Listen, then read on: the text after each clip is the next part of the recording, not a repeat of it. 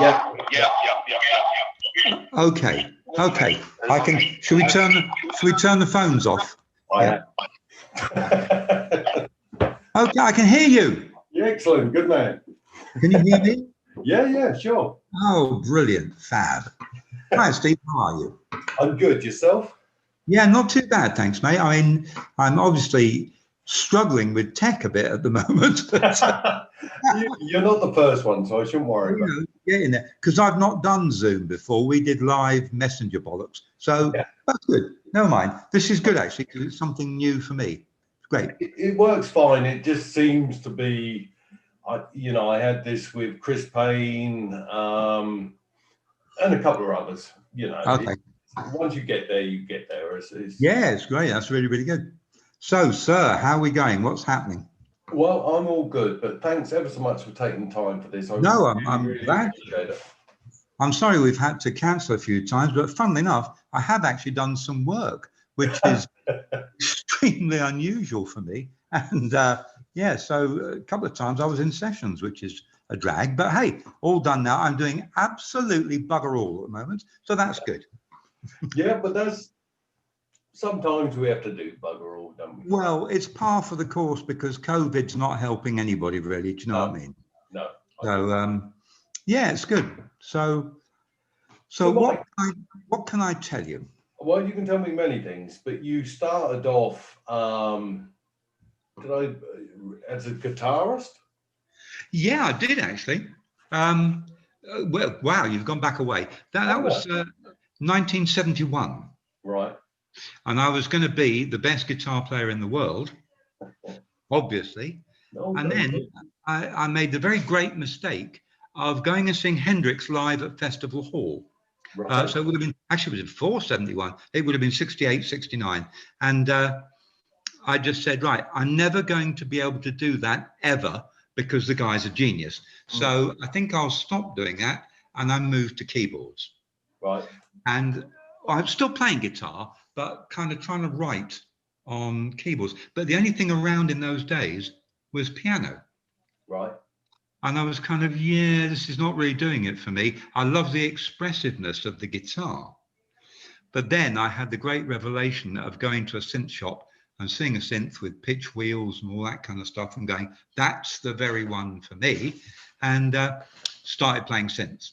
So there I was, end of the 70s, well, coming up to 76, 77.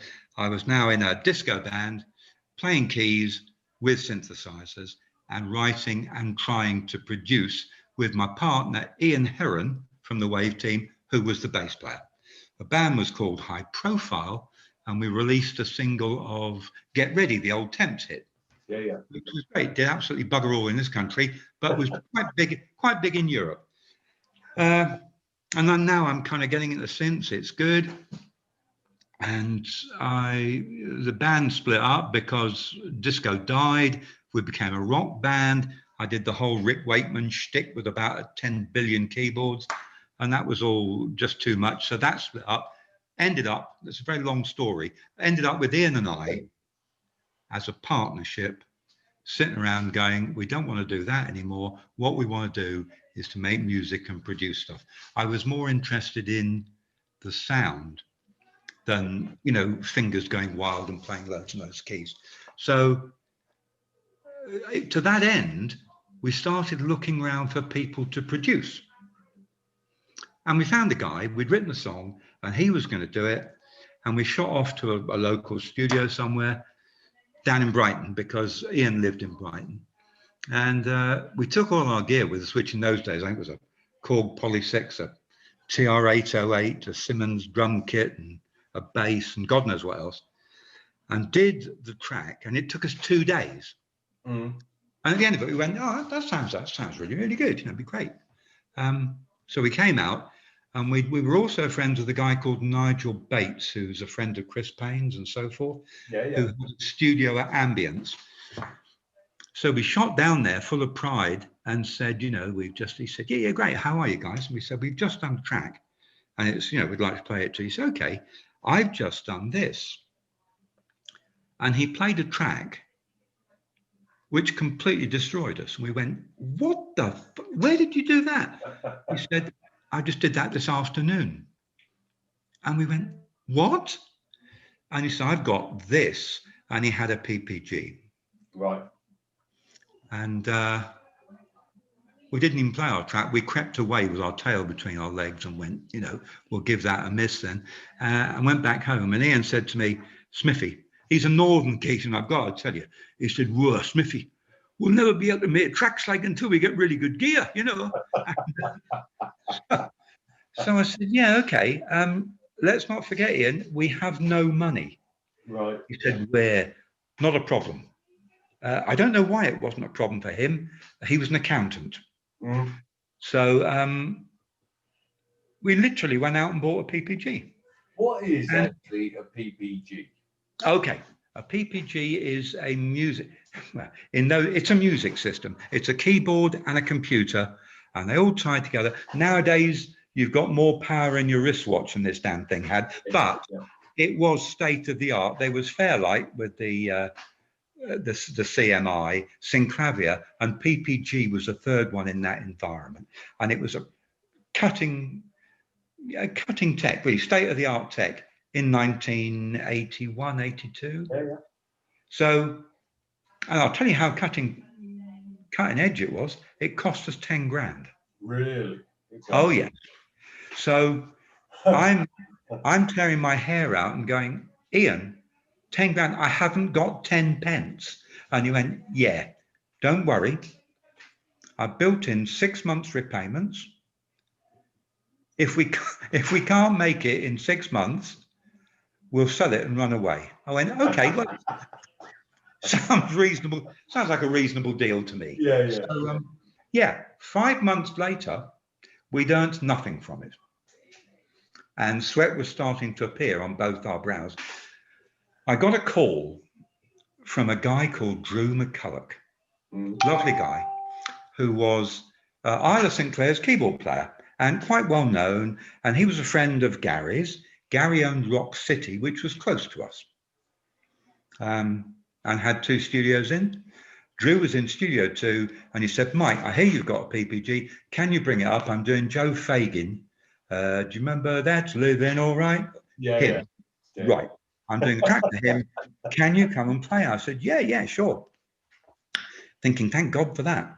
And slotted up there, put the gear in, wired it all up. They had 2 really nice studios at Rock City. Studio 1 had a big TSM and some big JBL monitors, and that was where Gary did his work and where subsequently we did. Studio 2 was smaller, still had a nice Trident desk and some really hard JBL monitors. And PPG, the system had one of those wonderful synth demos in, you know, that shows you how good the synth is. And it was quite spectacular. In fact, we got a lot of sessions based on the demo. So I went in and Drew said, can you show Joe what this thing can do? And the important thing to know, it was a very warm day. So we had the studio doors open and the corridor went by Studio 2 into Studio 1. Yeah. So that set the scene, right? Here you are. I'm in a little side studio. Gary's in Studio 1, I think, just about to do Caroline Munro, Pump Me Up. Yeah. Yep. So I hit go on the machine. We had it cranked out of its brain, and this extraordinary noise came out as Gary walked by. And he came running in and said, what the fuck's that? I said, it's a PPG, mate. I'm sorry. Is that? He said, that's absolutely brilliant. Brilliant. Can you work for me? And I said, well, yes, of course. When? He said, tomorrow. That was it, man. That was it. That was 1984. Right. At the start of Berserker. And I worked with him from then right up to the end of Outland in 91. Yeah, so that was how we met. And the next day we were in fact, doing the Caroline Munro single. So and from there, we went on and did the whole of, we did sessions on Berserker. He'd already started Berserker. Yeah. And I've got some notes here because I couldn't remember exactly what happened, but I do now. So we've done that. We started Berserker and we replaced a load of bits and pieces on Berserker because he wanted different sounds. But a lot of that was done with an old Linn Mark I drum box, the Prophets, the no mini moves. I think everyone thinks there were. There weren't. Prophet 5, the Linn, which was running on FSK off tape, which is just horrendous. And we got an SRC in the end and drove some of the PPG sequencer. And we had a QX1 sequencer. And we borrowed synths from ABC, the music shop. And, you know, it went on and on and on. Yeah. We put every bit of tech we could possibly think of into it. And that's when we started producing those really big sounds for him, which he loved. I mean, when you sort of heard Berserker as in a rough form, or maybe Gary's finished form, where do you go where you think, well, this is what I can do with it? Well, it depends. Right. Different albums actually worked in different ways. Berserker had quite a lot of the songs kind of in a form that we could work on. So a lot of the time, the way it worked was that I got on really well with Gary. Yeah. Very, very well indeed, as did Ian. And quite often he would say, can you just do some stuff? And his talent was to listen to we'd do like bunches of stuff on the song and record everything. And then his talent was to come in and say, yeah, that's great, that's shit, that's good, that's crap, get rid of it. Right. And we'd end up putting something together. But very often, I've got to be honest, we never knew what the song was until it was finished, because Gary, in those days, and still now, I think, doesn't really do guide vocal until the song is almost complete. Yeah. I believe so, yeah. He may have an idea in his head, but I think often he doesn't. He kind of gets the vibe from the song. And sometimes he would do a guide vocal, but he would do it with nonsense lyric. Oh, yeah. Just anything, you know. He'd kind of go, and go, okay, I can hear the tune, that's good. Yeah. The lyrics are nothing, you know, and then he'd write the lyric later when the track was finished. And so that was quite easy. The Fury, however, was a completely different proposition. Indeed. Because on the Fury, we all started from scratch. Right. We didn't start producing it. Gary Robson, friend of Gary's, you probably know of him. Yeah. He said to Gary, I know just the man you need. There's a guy called Colin Thurston. He's done Duran Duran. He's done Human League, various other bits and pieces. He would be a great producer. And Gary said, okay, let's give that a go, but I want to bring my team in. And so we slotted in with Gary, and in came Colin Thurston. And the first track that we worked on was Your Fascination. Right. Because we were looking for a single. Tony had said to us, we have to get a single, guys. You know, the album's great, but we need it. Anyway. So Colin was old style producer. He was a producer engineer. So he didn't do parts. He did a bit like Gary. He would select parts and did mixes. We got on very well with him as well, to the extent that he started managing us, managing Ian and I. All right. As a programming team. So we were being managed by Colin. He was that. We were working with Gary. And we started Your Fascination. And Colin wanted to do some of it at his studio, because Colin had a studio as well, next door to Utopia up in London. And lovely studio, we went there. But he had some old-fashioned ideas about equipment. And he had 2 or 3 pieces of equipment that were absolutely appalling. Right. But he liked them. Yeah. And he would spend hours fucking with this shit and going, yeah, this would be really, really great. And Gary kind of got very bored with that, because we'd always worked quite quickly, and the engineers we worked with would kind of get stuff done. And Colin wasn't like that. Right. He had some excessive gates that they were just appalling. So just after that session, Colin got the call to go and do Human League's second album. And Gary said, you know what? I think probably that would be a good idea. Yeah. Because I'd rather work with Mike and Ian. Yeah. So, and Colin said, well, I don't care because I'm managing them anyway. So, and he put us in as co-producers with Gary, Right. which is how the Fury came along, that co-production thing. But at this point, there was not a single song written apart from Your Fascination, which was almost finished. Right. So we then spent most of 85. The way that one worked was, I've got to be a bit technical. Do you mind? No, it's okay. Good. The PPG had one or two signature sounds. One of them was the bass sound from Frankie Goes to Hollywood. Do you remember ding digga ding digga digga digga ding digga ding? Yeah. That bass sound is TO40 on the PPG. Anyone who's got one recognizes it immediately. There's that. And there's another signature sound on the PPG called 13, which is a very hard metallic sound. So Gary and I, well, mainly him, not me, I'm being presumptuous. Gary was writing sequences and kind of a dum dum dum dum dum dum dum dum dum dum dum dum dum dum dum dum. He'd write a sequence like that, which you recognise probably immediately. I think it was Call Out the Dogs. And indeed. so we'd write that, and he'd say, right, let's put TO40 in it, and we'd put this bass sound in there.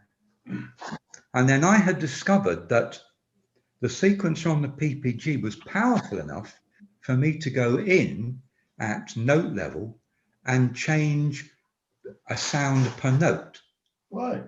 So I'd write the part out musically, ding, ding, ding, ding, ding, ding, ding, write the thing out. And then Gary would point at notes and say those. And I'd change the sound of that one to this other sound called 13. Right. So now instead of going dum dum dum dum all in one sound, it was going dum dum dum dum dum dum, and that's how that sound came about. And we used that as the basis for the whole album. So all the sequences were written with TO40 and 13, both of them tricked up fairly heavily, technically, harmonizers and so forth, and they formed the backbone of the song. And then we'd put bass drum and snare on there, and that would be the song. As at this point, there's not a chord, not a melody, not a note has been sung. So there are these 6-minute sequences that go on and on and on. And all of them, extraordinary, were called 85, number 1, 85, number 2. I never knew the names of the songs until I got the Fury album. I had no idea what they were called. What? Call Out the Dogs. What the hell was that? Oh, 84, number 2. Oh, I see. Okay. Yeah. It's so bizarre. Anyway, so and then we this is all on 24 track, right? It's all, this is not Cubase or anything. It's all using a PPG sequencer and loads of synthesizers. And but now everything is sequenced, whereas on Berserker we had played some bits. And on Your Fascination, Gary and I played that, you know, the little read da da da da da da da, that bit. Gary and I played that together because in those days we didn't even have MIDI between the two synths, so we had to play the two synths manually, both of them together. Which was he played the Prophet 5 and I played the PPG, so that sound is a mixture of those two sounds played. I'm pretty tight actually. We were pretty good. I must admit, you know, I was like, you know, that's good. But then by the Fury, that's all gone. We're now sequencing everything. And it's all run from tape. We bought an SRC Friendship. Well, Gary bought it I think he's still got it in the studio. And we ran every synth we had with code. Yeah. So everything was tied to the tape and we taped everything. And then we started, he had a bit of a block as to where he was going. And for about, I don't know, 2 or 3 weeks, we just piled bit after bit on these tracks, and there were huge amounts of overdubs. And And then, of course, we started sampling all the Blade Runner and God knows what else. And and Predator, we spun bits of that in. The stuff all I over. know. Remember it? Yeah, exactly. Yeah, I do. We were doing all that. And in the meantime, we're also, we did have a lot of fun. At one point, we were out in the studio, we were out in the car park at 3 a.m. with 2 mics and Gary's Corvette recording wheelies up and down the road. Another point, we were going around banging things with hammers at 3 a.m. and recording the sounds. And the worst one of all, of course, was that we were trying to record a shotgun because he had the pump action Italian riot gun, which we thought was going to go, ah! A shotgun, when you record it, just goes, yeah. What the fuck was that? It was just shit. So we did it, and we were all so appalled, but we took it in, and Timmy, the engineer, tricked it up and stuck harmony, and it sounded brilliant at the end. It sounded like a movie shotgun, but in reality, it sounded absolute crap. However, we were doing that a lot and running around and being there all day and all. We were there for 3 months, 7 days a week. Yeah. Fury. And then we discovered 1 or 2 big sounds on the PPG, one called 78, which was a sound I made for him. And it inspired him to write some of those big lines, because he's very much a guy who gets inspired by the nature of the sound. Yeah. So, oh, this is great. Oh, this will sound great. And then he'll write a great part. But it's not like when I work with Keith Emerson later, he writes a part on piano and then comes back in and fits the sound to it. Right, okay. But Gary, you have to have the sound, because otherwise he doesn't get the vibe for the part. And I can understand that, because I'm like that. The sound dictates how the part should be to an extent.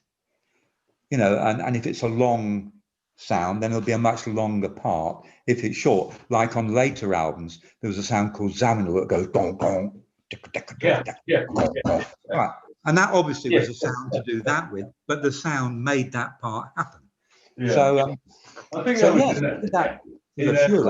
Outland done a lot of that. Say again? Outland done a lot of that one, didn't it? Exactly right. Yeah, Outland was covered in Xamarin. Absolutely. Yeah. Outland, we did that twice, don't you? I have got a that was of it, and I've got obviously the finished version. So. No. We actually, before it was ever released, we recorded the whole thing twice because it was turned down the first time. Yeah. Miles Copeman said, no, don't want it. Yeah. Do it again. And so we did the whole thing again, and that was gutty, actually. Partly that led to Gary splitting with Miles and not wanting to be with him. Also, the fact that he wanted us to do a cover, and Gary did 1999 by Prince. I know. Yeah. And Miles said, no, I was thinking you could do more like Lonnie Donegan, 16 times. I know. I think that sealed his fate. Do you know what I mean? And I've heard several times you've got the look like that. Yeah. And I think rightly so in his book, he does say that's a very low point, because it is. Well, I think he did a really good version of it. Yeah. But it was, it didn't have an awful lot to do with Gary, really. No, nothing. We were tasked with doing a cover, and we did that in 1999. Yeah. And they chose You Got the Look. And it was good, but not really. It's not Gary Numan, was it? No, it's not Gary Numan at all. So, but at the time, that whole period, we did struggle. I say Gary struggled with finding a direction that would allow, record companies to be, and specifically Radio 1. Yeah, oh, for sure. To play anything, because there was only one guy playing stuff, and we were frantically casting around to do something that they would think was radio friendly. Never worked, but that was the whole aim of doing it. In the end, I think we just said, sod it, we'll do what we're doing. But so the Fury, that was great. Hold on, my things just fell off. Oh, you okay? No, I'm still there. So, you've been looked at the floor. Yeah. And then my personal low point was Strange Charm. Right, okay. I was kind of running out of things to suggest because we'd done the Fury. We did a lot of work, a lot of stuff, and Gary didn't have a. Oh, interestingly, Berserker was called that because of the Nordic people that go around and the Vikings have berserkers in their culture, right? Yeah. And the Fury was the Furies, but Strange Charm, it was low. I say low because we spent most of our time just chatting. We couldn't get a real good vibe to get the album started. And it was talking about, quarks, of course. It was effectively what it was. We were talking about the latest thinking at the time about quarks. Carry on. And I'd said there's Up, Down, Strange, and Charm. He said, what? I said, Up, Down, that's the name of the ones they had then. They've discovered new ones since. And so that Strange Charm came about from that conversation. But it was kind of symptomatic of the fact we were sitting there going, I don't know where we're going here. Right. And I think Gary felt that too, because obviously he went off and did some stuff with Aid, and he did some stuff with Bill Sharp. Actually, all of it, I was never absolutely knocked out with. I think I can't stop. I can't stop it. The single, I quite liked that. I thought that was nice, but that was from the other album, wasn't it? I think. Yeah. Brought onto Strange Charm, but the rest of them I was a little bit. I just didn't feel. However, we worked hard, and I think they were good, and he did really well. But that sounds very presumptuous. I don't mean that. I mean, Gary came through it, although I think he was at a bit of a low point as well, to be honest. He was at a very low point, and I think as the albums went up to Machine and Soul, I mean, as a old Numan fan as such, it wasn't Gary Numan anymore. No, I think that's absolutely right. But I think that was because, as you know, one of Gary's heroes for years has been David Bowie. And Bowie had the knack of reinventing himself in some kind of way. And I think at the time, I know there was a point where Gary felt pressured because he felt that he wasn't a musician, which is a bizarre thing, but he felt that he wasn't doing things that had enough musical integrity. Okay. And he kind of got people in, if you like, to add that. So we had Dick Morrissey, we had Tessa Niles, we had Keith Beauvais doing guitar, we had Andy Coughlin. Yeah. He's great bass player, by the way, fabulous. I met him. Yeah, you've interviewed him. I met him just recently on the Shaking Stevens gig, which is quite very bizarre. But he was great. So in a way, it almost, and Mick Karn, and obviously Pino was the big one. And I think he felt that in some ways that might still, whereas of course he was actually a very good musician. He was very good at being Gary Numan. Yeah. Which is what he is, I mean. Indeed. And I think he kind of tried to justify himself, and he really didn't have to. No, he didn't. And he perhaps he thought that was the reason for his lack of success at that time, was the fact that he hadn't become musical enough in some way, and he ought to be. I don't agree with that, but no. I think that was where he was coming from. So we did have some fabulous people come in and do stuff. I did some really good work, but as you say, it was them. Yeah. It wasn't Gary. No. Because Gary would have done something different.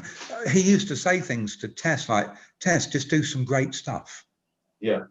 And she'd do some, and they were fantastic. Great vocals. She was a fabulous vocalist.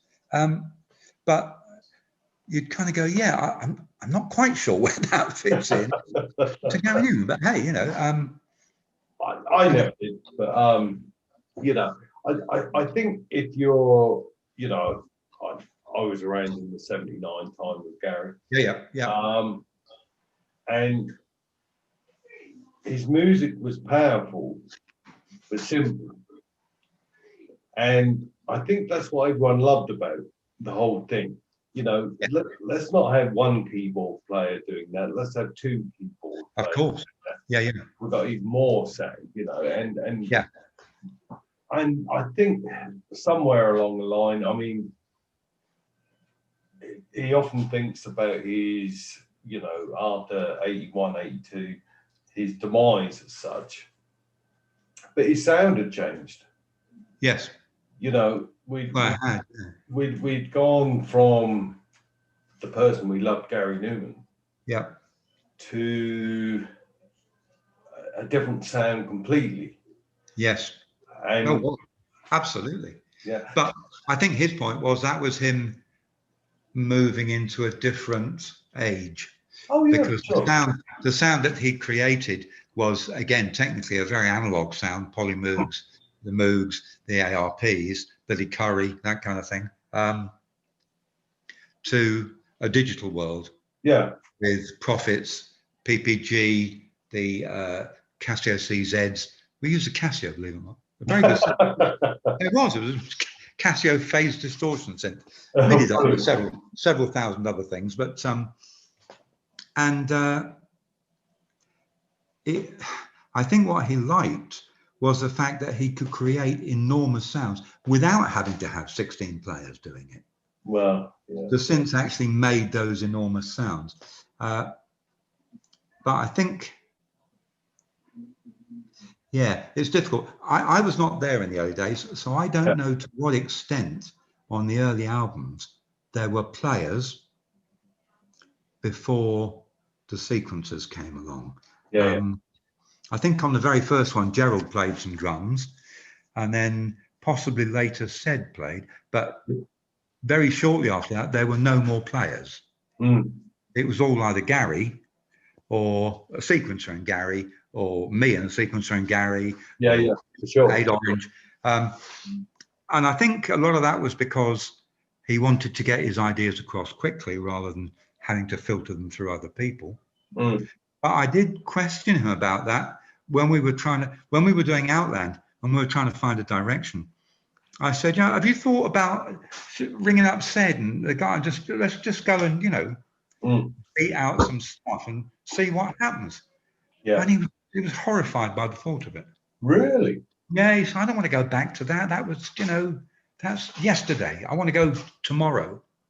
Because Gary's always been futuristic, and I understand that, you know. And well, it's not just that. I think I don't know the last time you saw Gary play live, but if you take a 62-year-old and all his band are under 30. Yeah. So I think he prefers to have a younger band. Yes, he does.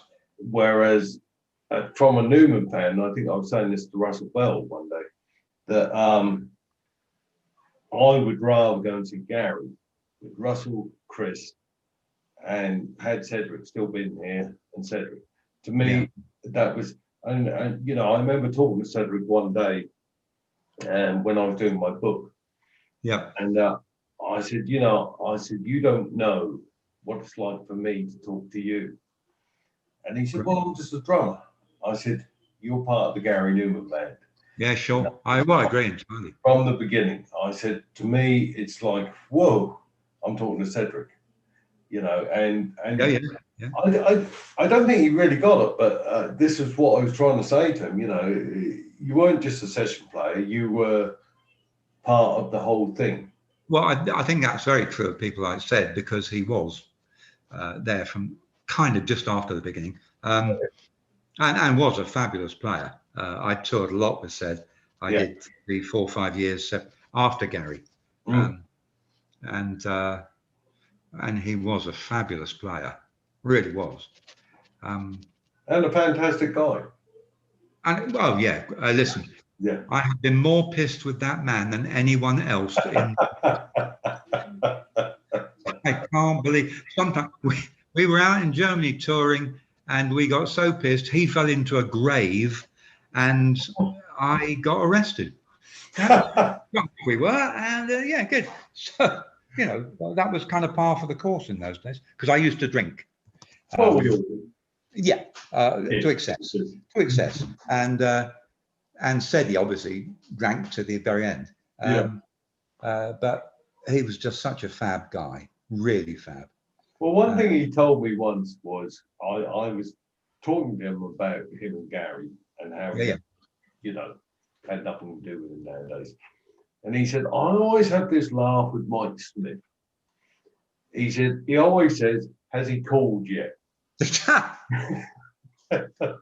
was, as you know, the cause of Cedric's big falling out. Yeah. Was the fact that we never actually got told that we weren't going to be in the next tour. Well, yeah. And we found out by going to a convention, Ced and I, and they played a video, and there were people in it who weren't us. Right. And they said, some guy said to me, it's the Gary Numan band. I said, where? He said, there. I went, oh, okay. And Ced was not amused by that in the slightest, because he felt that after that, neither of us were appalled at the fact it had happened. We were appalled at the fact that he hadn't fronted it up and said, listen, guys, you ain't going to be there because I'm going to get a younger band. That we'd have gone, yeah, I understand. I understand totally.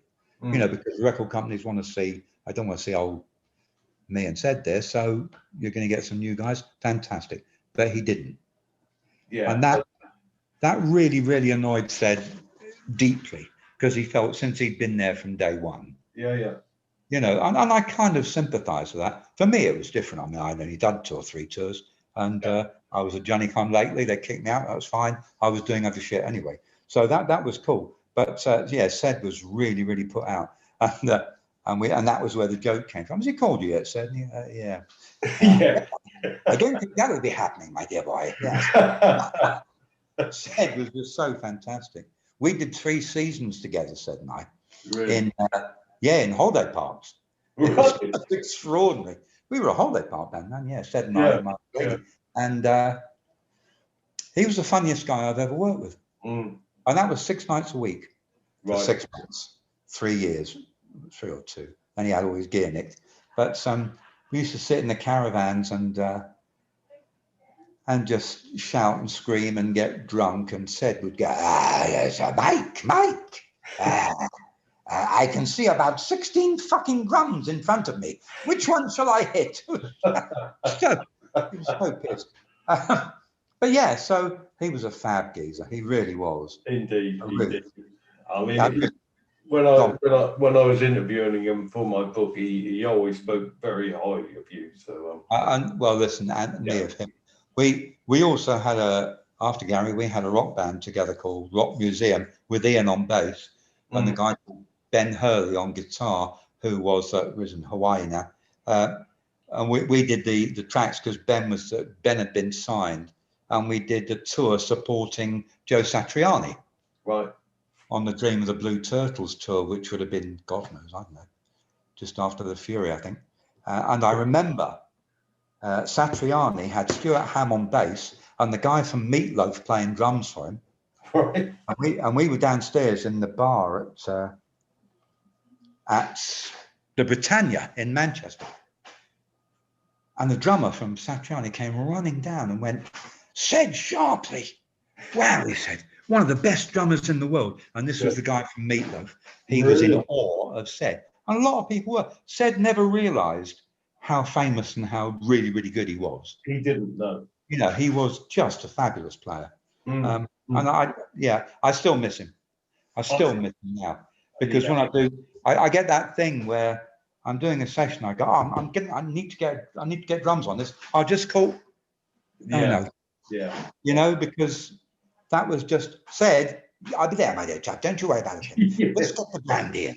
And that would be it, you know, or Armagnac was the one. I remember we did a tour and I had a hip flask with scotch in, Bell or something.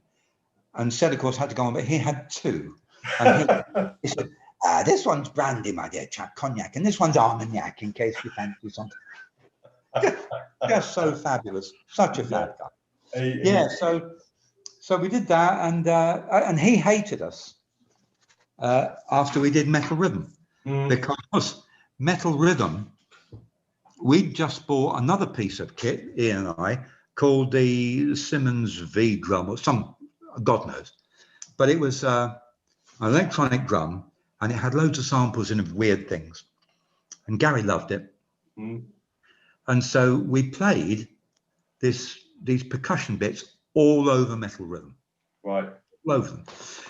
But there was already a sequence drum part down, so there's a drum part playing 4, and Ian was like, throwing in off beats and that, and it was a fabulous thing. It sounded really, really good until you took the drums out, right? And then it sounded appalling because it relied on the drums. Well, of course, when they toured it, Said had to play to this cacophony of rhythm shit that was going on.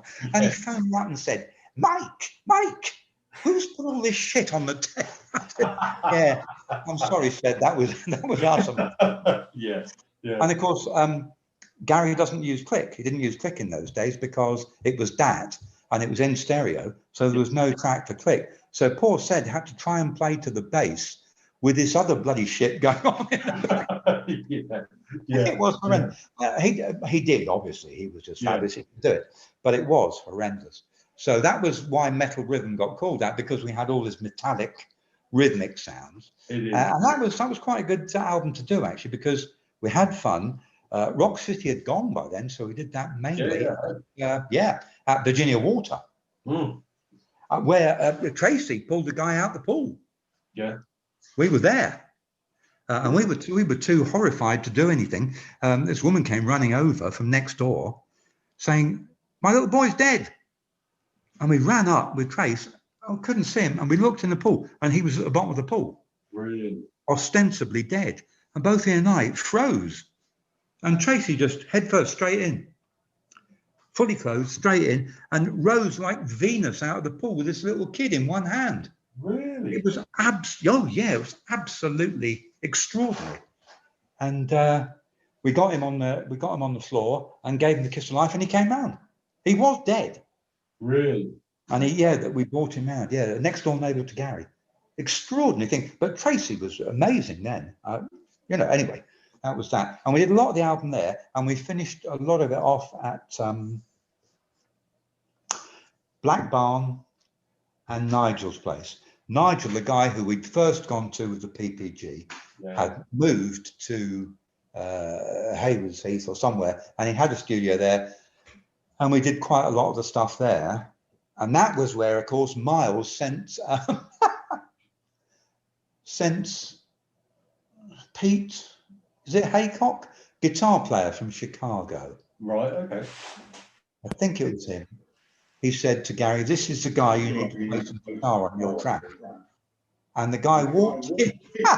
I'll never forget it.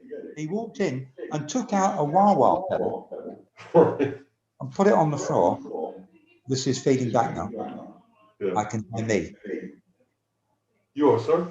This is feeding back. I'm going to hear me louder than you. No, I can hear you fine. Okay. It's not feeding back. And Gary said, "Best you pack fuck off. He's not had any of that around." So that was interesting. So we did a lot of the stuff there. I don't know where he mixed that, because by that time we'd stopped producing. We were back to doing sessions and being with Gary whilst he did his vocal. He used to like his hair whilst he was doing it. We would be relatively true. And he needed that. Just, what people don't realise is he's actually a very good singer. People think, "Oh, it's Gary Newman." He can sing. Oh yeah, for sure. And he has a huge range, which is almost never used. Yeah. Because he does a lot of that kind of human voice. But he can sing high as well. It sounds fabulous. He's got a great voice. And we managed to. I'm sorry, this is very off-putting now. I'm hearing me louder than you. Yeah, you're starting to break up slightly actually now. Yeah, I don't know. Hello? Yeah, I'm still here. Okay, yeah, great. So anyway, that was Metal Rhythm. And then from there, it was Outland and the Unborn. We had loads of fun doing it. And you've done the Human album. The Which was Human, the Unborn, yeah. I call that the Unborn because that was the movie. Yeah. And that was brilliant. We did that with a guy who directed it was a guy called brilliant name, Rodman Slender. I mean, for God's sake, who's got a name like that? He came over from the States and he sat there and spoke, and then we did the tracks. It was good actually. We had a lot of fun doing it. And then after that, we were doing the So doing some singles, which never saw the light of day. So it was all a bit weird, but it went on for because Miles and it was not good. Why is it so bloody? I know, Mike, you're sort of breaking up quite a bit on me now. Yeah, I can hear me now. You. I know, everything's working fine. Should we leave it at this and maybe pick up on another day? Say again?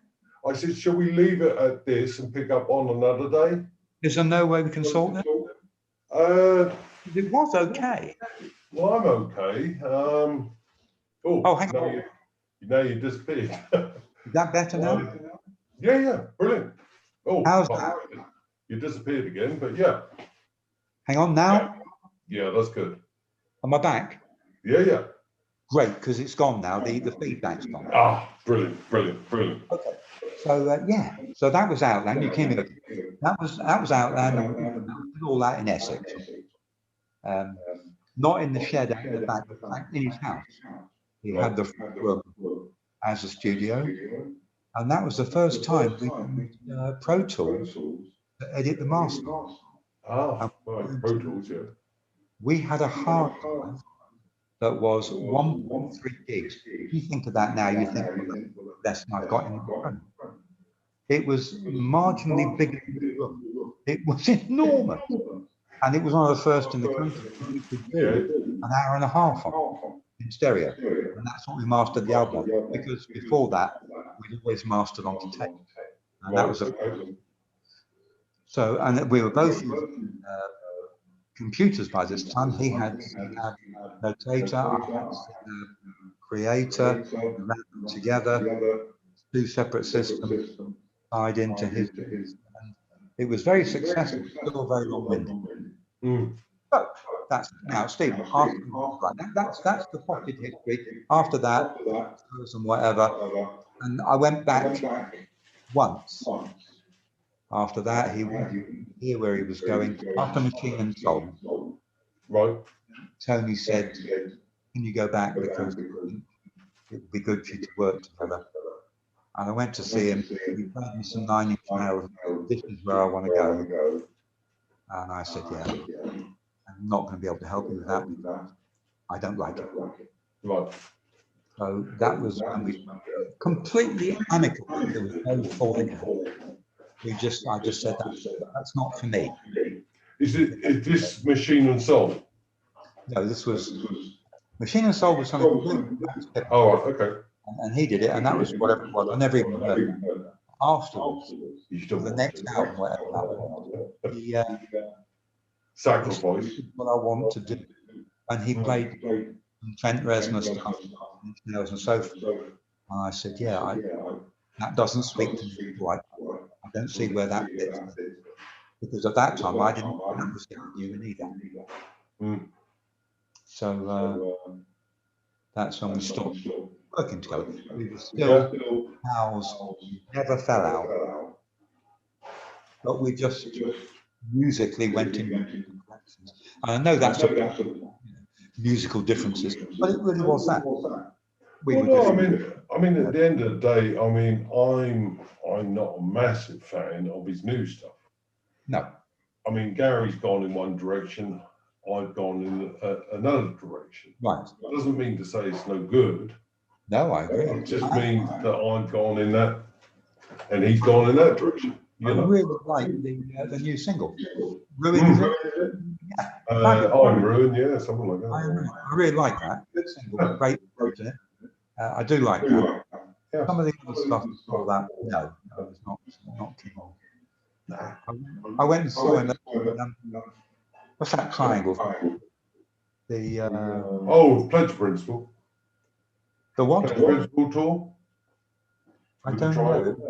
Who's about Portsmouth, and it was a thing like I went there and played a lot of the new stuff. I was fairly underwhelmed.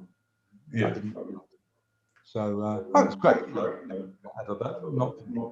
So because I liked the hard sound, the bright diamond hard sound that we got, and it had gone very rocky and rock guitar, and I was never that much. It's very industrial, but well, do you think it's industrial now? Well, some of it was, but now I find it's too overlaid. There's rather than 8-track, you've got like a 8,000 track. It's not simple anymore. It's just too much going on. Okay. Well, that's the way I see it. I didn't get that vibe. I must admit, the vibe I got was that it was there was a lot of heavy guitar. Yeah. I'm not a big fan of it. No. Although we did do quite a lot of it on the Fury, but that wasn't real guitar. That was synth. Yeah. We managed to lose quite a lot of that, which was good. I just found the sound. There is a particular bass sound on Ruin that I like a lot. That distorted bass, I love that. Yeah. And I like his vocal sound. He's now moved into a better vocal arena. But the other sounds I was not so keen on. Yeah. As I say, not to say they're not good, as I'm not keen on. That's it. No, and that's exactly what we're saying. People go one way. I mean, I loved Bowie up until Scary Monsters, but after that, I didn't particularly like his music. No. I had every single album, knew every song, but after that, because he'd gone in that direction. Well, yeah, I'm kind of similar. I couldn't stand Tin Machine, you know what I mean? I was kind of left me pretty desperate.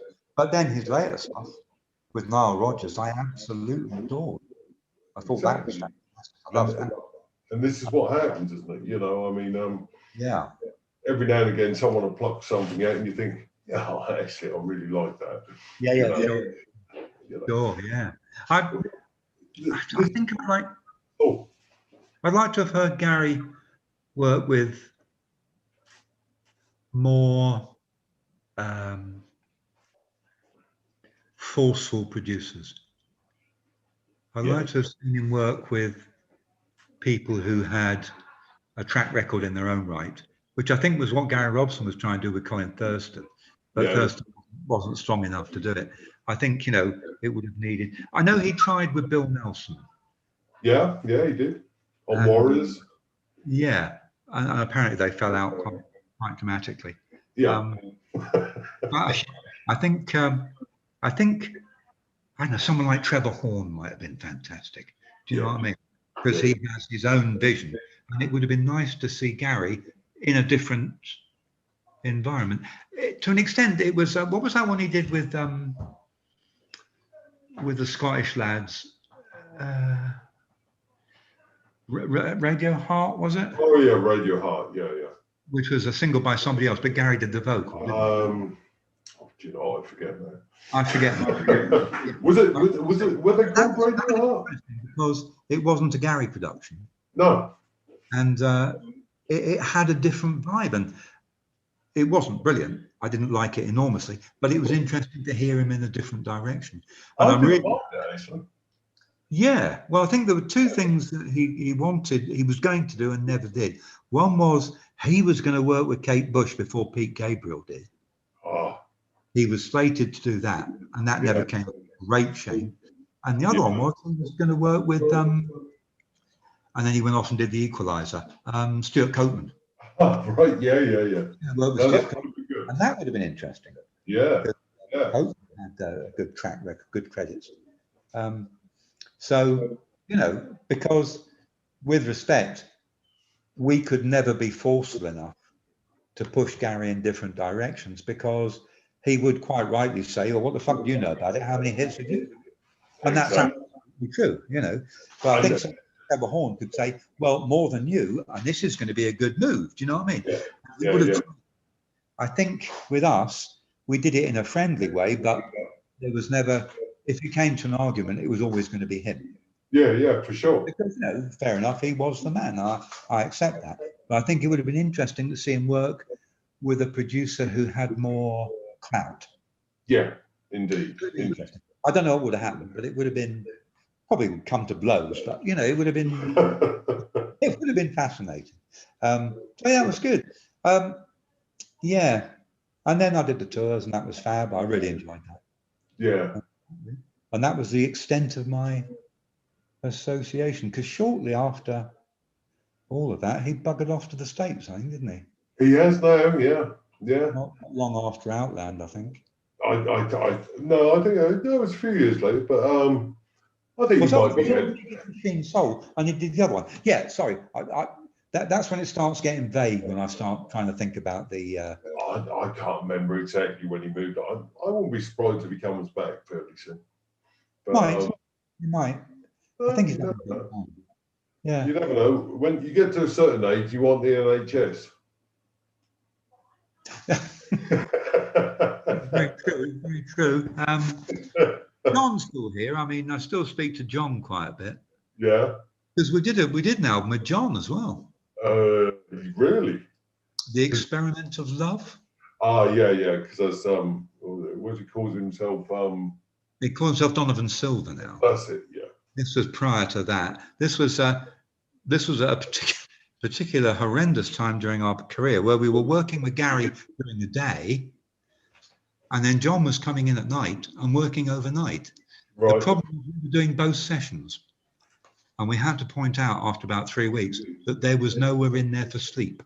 Yes. We had to ease up a bit on that. But yeah, we did a lot of work with John on that album. Well, he's still releasing stuff, so he is, releasing stuff under his in his own steam, doing it himself and calling himself Donovan Silver, and some of it's good actually. I haven't heard, so I don't really know. This is very kind of 80s dark, you know, good. It's John, which is good. I don't know who else is involved, if anyone. I think it's just him on his own. I believe so, yeah. Yeah, but you know, again, as I say, from a point of view of memory, at the same time we were doing, I just wrote it down because I couldn't remember. Well, Go West. Yeah. Ho Ho Cam, Grey Parade, John Webb, ELP, Gentlemen Prefer Blondes, the Everly Brothers, Dave Edmonds, and Cliff Richard. Yes, and Frank Snow Jr. Yes. Yes. We were doing extraordinary amounts of stuff, and that's why a lot of it has become very vague in my mind. I'm sure it does. But I'll tell you a thing that is interesting. When we did Go West, it was about the time of the Fury. Right. Doing some Fury, doing Go West and so forth. And we closed our eyes and we did some other bits and pieces. But they weren't famous. So that was down at Rooster. They were doing stuff. Mm. And we were coming out of those sessions and going, yeah, it's all right. But all I can remember is da da da dum da da da da dum. Yeah. That's what I can remember, because that was the big tune. And you know, I can remember Gary's tunes. I couldn't remember any of Go West's tunes. Yeah. Until they were famous. Mm. And then suddenly da da da da da da da da da da.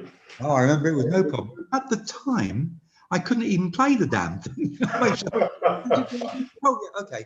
It was kind of very bizarre because Gary's sounds and tunes were very big. Oh, yeah, for sure. That was the thing I really felt about him, was the fact that he had the knack of taking a few notes and making them sound like the end of the world. They were fucking huge. And it was great. you know, the guy had that enormous talent. And that was what attracted me to his music, because prior to that, you know, Cars and Friends, I wasn't a fan. Really? No, I'm not a fan at all. In those days, I was doing Chic and stuff like that. That's what I was playing, and that's what I was into. And then later, when we started working with him, then I became a fan. And I went back and revisited the stuff that he'd done. I thought, wow, there's some good stuff here. But at the time, I wasn't a fan of that stuff. I was never a big punk stroke 80s fan. I was very much more an American jazz funk. Right, okay. In the same way as Keith Beauvais was. Yeah. Which is why it was really weird for him to be doing the albums like Cold Rhythm and Metal Rhythm and Outland. Yeah. Because Keith did those, and there's lots of funky guitar on there, because Keith's a great funky player. Right. Not really a rock player at all, whereas Russell was much more a rock and effects player. Yeah. But really not very funky. So it was kind of a strange thing. You know, it was a strange mixture of the two. And then Kipper had both. Could do the funky bits and could play the rocky bits as well. Yeah, I never could quite work out Kipper at the time. He was extraordinary. Pretty shorts and headband and all this, but yeah, he was a very good player, and he was of course a very good showman. Yeah. Gary really liked, you know, he used to come. Sid used to try and knock him off the kit, because he used to come running up the tower when we were doing the tours and jump up on the rails and put a foot on Sid's kit. And he used to hate people touching his gear, and he used to throw sticks at him and try and push him off. We were 20 feet in the air, he'd have bloody killed him. Did you see the tour where Sid's kit got bent? No. Oh. Now, which tour was that? I think it was the first one we did. And it was at the Odeon. And Sid had said to me, get your monitors really loud. I said, no, my ears are hurting. I'll tell you, it will be loud. So we started the set. I pressed go. I was up in the tower. And all the fans, they motored the curtain up, that steel at the Odeon. And all the fans just went, Yoma! And it was so loud I couldn't hear the monitors. They absolutely wiped the monitors.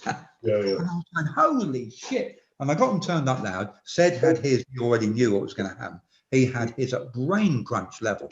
It was devastating up there. The noise was indescribable. Above us, we had 3 trusses of white lights. And during that tour, they motored the truss down. That's it, I remember that. That truss up, do you remember? And then they just lighted the audience out and we ran off stage. And it was a great ending at the end of We Are Glass. Yeah. So we're doing it. It got to We Are Glass, it's great. They start motoring, it's very loud. They start motoring the truss down and the other ones are coming up. And the stage was moving so much that we were going up and down like this, Sid and I. His drums came up and the truss caught the top of his drums. Right. And dragging them to the edge of the town. And he's 20 feet up in the air. Yeah. And he's going, stop! And the roadie who was meant to be was looking out at the audience, couldn't hear him. Right. He was looking, and I'm going, holy shit, Sid. And Sid going, stop. And it got near him. Keith was just below him. And the drum kit was about to fall on his head. It was right at just about a tipping point when the guy looked up and went, holy shit, and stopped it. Managed to stop us. And the kit, Sid ended up doing the end of the gig with his kit like that. Right at the top. Bent all the kit, bent all the cymbals. He went absolutely bananas when he came off. Oh, yeah. We nearly killed Keith. We were about to drop a drum kit on his head from 20 feet in the air. It was great. Would have been a really, would have been a fitting ending. Do you know what I mean? So, but, yeah, it was extraordinary. And that was a tour. The crew motored down, they abseiled down from the truss and fired water pistols at us on the last night. Tours were like that, though. They were a lot of fun. I really did enjoy my time touring, especially with Sid, because we shared a room. Yeah. And he is the most extraordinary character in the world. we used to get absolutely hammered and fall into bed. I remember falling into bed. Bed was over there, and I woke up at about 9 o'clock because we were leaving, and Sed had fallen asleep with a drink in one hand. And I said, Sed, we've got to leave. And he went, excellent. He said, right, medicinal purposes. And off. That's just extraordinary. And Big G, the security guard, used to come and have to drag us out every morning. All the other guys were really healthy. Keith and Jackie were all eating brown rice and that. And John was getting pissed. That was good, but he wasn't really on too much. Gary didn't drink. So it was really Sed and I getting absolutely hammered. And Big G used to come and go, you are animals, get in this bloody bus. And he would pour us into the bus and we'd drive off somewhere. And Sed would immediately crack a can of lager. And Big G would just go, I can't believe you. That's horrific. And yeah. And then we'd stop at the first little chef so we could get chicken and chips for Gary, and Sed would like something like kippers, and I used to eat cream cakes. Really? So it was a very, very strange mixture of people. Yeah, it was good. It was fantastic fun. I really enjoyed it, and good. You know, Sed, great playing. Down in the Park, we used to do. Yeah. One of my favourite songs, which is almost impossible to play with live. Really? Because there's no click on it, and the synth sound of the bass takes so long to come in, you have no idea where the beat is. Right. You can go, wow, wow, and poor old Seth to go boom, and keep the rhythm. It was horrendous. And quickly, my last tour, I will tell you this: the first night of my first tour with Gary at the Liverpool Empire. And a lot of people will be there and remember this. We were running off DAT, and we had been running off sequencers, but he decided at the last minute to scrap them. So we had DAT with not a single number on the tape. None of the numbered. It just went from start to end. Right. He said, go, Mike. I went up the tower, I pressed go. In came the intro. I went, that's a bit strange. And Sed's looking at me. And the track started, and the monitor engineer had forgotten to turn the monitors on.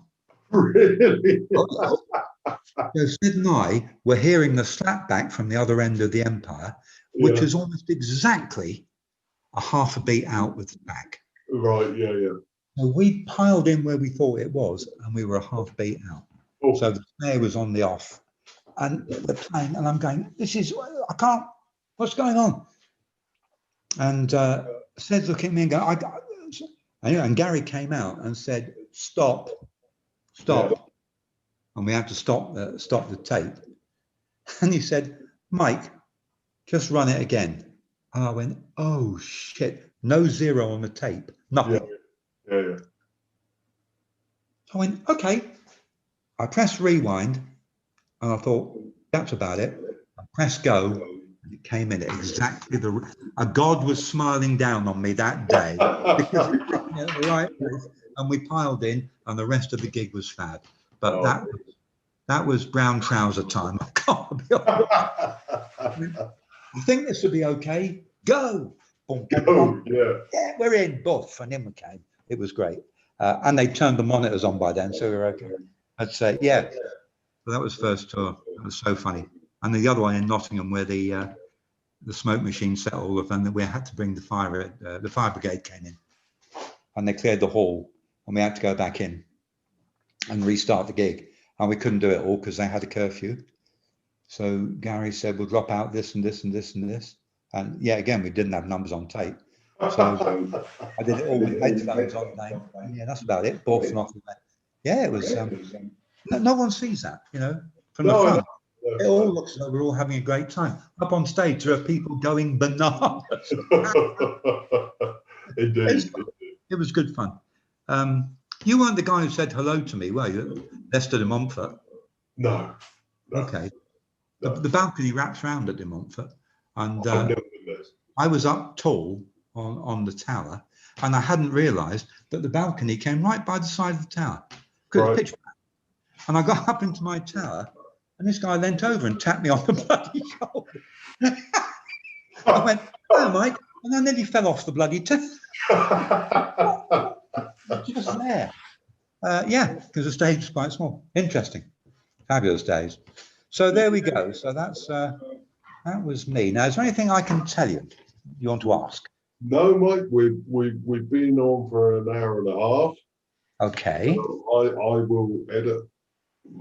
Well, it's not to edit really, but I've got to download it and I'll put it to YouTube. I'll send you the link. But it's please do, yeah. It's been. I could talk forever because it was a great time, but I don't want to because I understand it gets boring after a while. No, it doesn't. It doesn't. I just when you get past an hour, I'm thinking about other people. I'm happy to sit and listen all night, but and this is why I say to some people we'll carry on again another day. Please do. I'm happy now that I know we can do this. I'm happy to do it anytime. Indeed, and there is loads we need to talk about. But I think when you get YouTube videos over an hour or so, people tend to. Oh, it's too much. Far too much. Cut it down. Get rid of the crap that I was chatting. And no. It's like when I say to people, or when I ask people to come on or do this, it's a chat at a pub. I'm no interviewer, but I know what I'm going to ask, and that's about it, really. And we go from there, really. No, it's been great. It's been great because I actually shut up. Sorry, this is something. Bugger off. Right, good. Before, when I realised I was going to chat with you, I did try and write some notes down. So, and I spoke to Ian as well, and he kind of put me right because I did have some of the dates wrong, some of all of it, because it's so long. It's nearly 40 years. I know. That's the frightening part of it. It's nearly 40 years ago. Well, I know. It's frightening where everything goes, Well, yeah, tell me about it. Absolutely. And what's more frightening is I'm still gigging. That's brilliant. Not at the moment, obviously, because there's none of us can do anything. I live in Wales now, and we can't do anything here at all, which is great. Well, we're not allowed to play, which is rather sad. But whereabouts are you? I'm up on the Norfolk coast, but Oh, really? Yeah. Well, Ted and I did a season up there. You what, sorry? Ted and I did a season up there. Yeah, where? Lowestoft. Ah, brilliant. I'm really annoyed I never knew these things back in the day because I'd have been there. But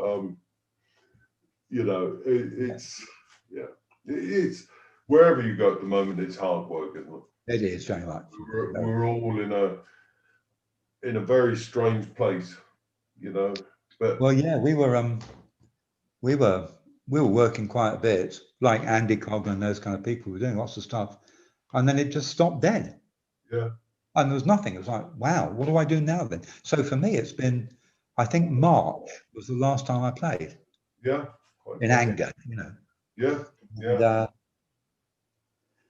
And you don't even know when you're going to again. No. I suspect it's going to be Easter of next year. Yeah, I think so. There might be a few bits and pieces to do then. I can still do some session work, that's not a problem. But playing and going out and doing stuff, that'll be Easter, summertime, I think. I think so too. Yeah, maybe be then. In the meantime, to all the people watching your show, don't forget that Mike Smith is still around. If any of them want production and PPG and stuff, they should give me a call. I'm always up for doing it. I'll add your link to the bottom of the YouTube. Oh, yeah, please. Or if you know any friends who want to, if anyone wants to sound like Gary, come to me. No problem. Like Gary. It's been lovely speaking to you, man. And you, and I really appreciate you talking to me. No problem at all. I had a really good time. Thank you very much for asking me. Excellent. And I'll talk to you very soon, hopefully. Please do. Yeah, please do. Anytime, Steve. Brilliant. Thanks ever so much, mate. Appreciate that. No problem. Take care, buddy. Well, there you go. See you soon.